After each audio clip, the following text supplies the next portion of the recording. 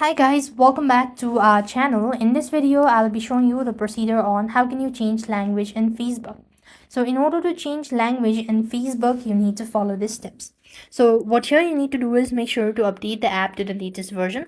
So open up your respective app store, type in Facebook and check for an update. If the application seems to be completely up to date, click open it and log into your account.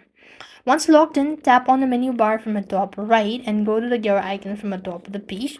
And here you want to scroll down and look for these section where you could find language and reason.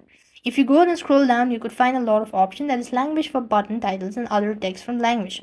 If you click open it, you could go ahead and select the language accordingly. Moving on to the next language you'd like to have post translated to. If you click on it, you could find the options available. Similarly, there is another option, language you don't want to be offered for translation. You could go and select that as well. And likewise, the next thing you could go is language you don't want automatically translated. Select that as well.